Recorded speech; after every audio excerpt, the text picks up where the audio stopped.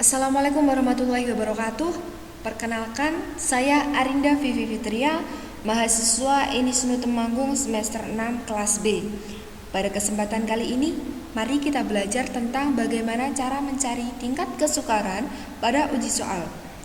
Uji soal ini digunakan untuk mengetahui soal yang kita buat itu termasuk soal dengan kategori soal sukar, sedang, ataupun mudah. Seperti itu untuk mudahnya.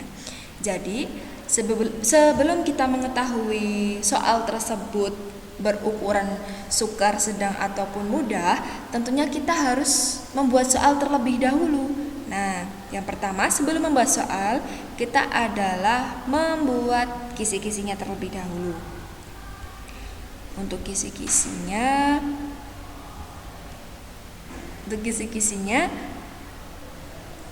kebetulan saya membuat kisi-kisi dengan tema mari berperilaku terpuji.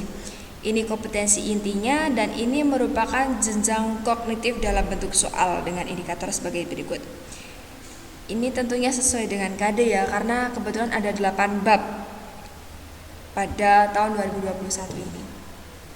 Kebetulan saya membidik salah satu sekolah untuk saya jadikan uji kesukaran soalnya, yaitu di SD Negeri Bandungan 3, Kecamatan Bandungan ya tentunya.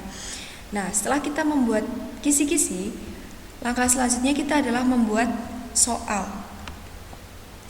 Ini soal yang saya buat berjumlah 30 butir soal. Tentunya saya membuat juga sesuai dengan KD yang ada. Ini ada 30 soal. Kemudian setelah kita membuat soal, langkah selanjutnya adalah kita membagikan soal tersebut kepada siswa sesuai dengan kisi-kisinya.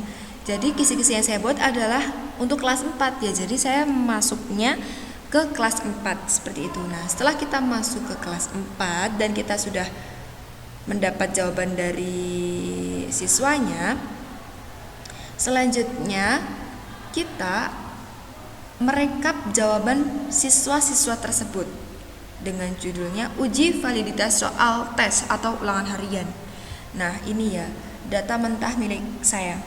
Ini nama siswanya, kemudian di sini ada angka 1 dan angka 0. Maksud dari angka 1 ini adalah soal yang dijawab benar oleh siswa tersebut, dan angka 0 menunjukkan bahwa siswa tersebut salah dalam menjawab soal. Di sebelah kanan ada total benar.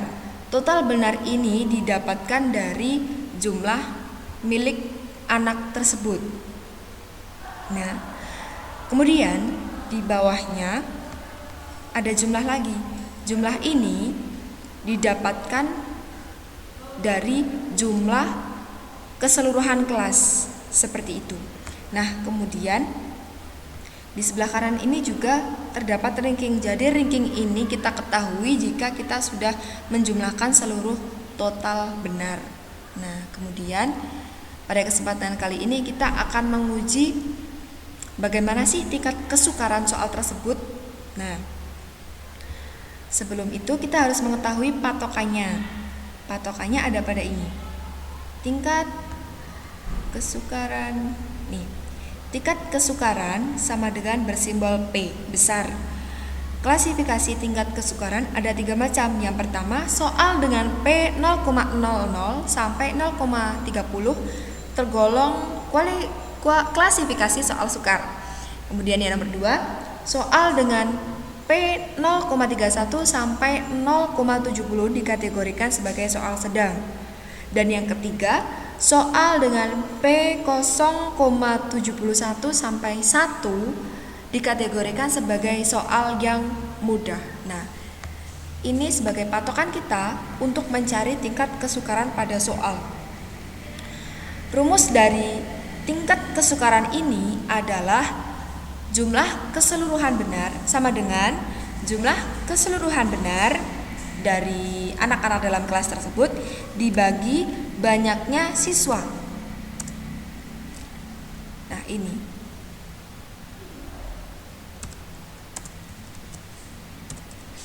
Ini adalah tingkat kesukarannya.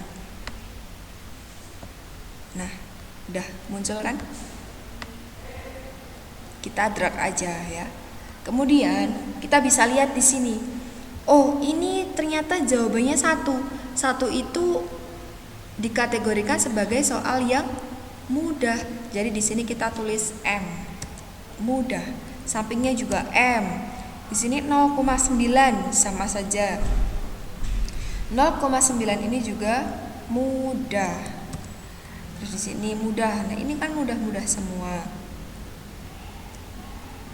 Nih, ini termasuk soal yang sedang. Yang lain adalah soal mudah. Berarti saya tidak pernah memberikan soal yang sukar-sukar untuk seorang siswa ya. Nah, itu merupakan cara untuk mencari tingkat kesukaran pada soal. Nah, biasanya setelah kita melaksanakan tingkat kesukaran, kita masuk ke daya beda soal. Nah, untuk kesempatan kali ini kita akan hanya membahas tentang tingkat kesukaran saja. Jadi rumusnya cukup sama dengan jumlah betul keseluruhan dibagi jumlah siswa. Seperti itu. Nanti akan ketemu tingkat kesukaran dengan patokannya ini. Nah, teman-teman, pada kesempatan kali ini kita cukupkan terlebih dahulu. Mohon maaf apabila ada tutur kata yang kurang berkenan ataupun typo. Sekian, billahi taufik wal hidayah. Wassalamualaikum warahmatullahi wabarakatuh. Sukses untuk teman-teman semua.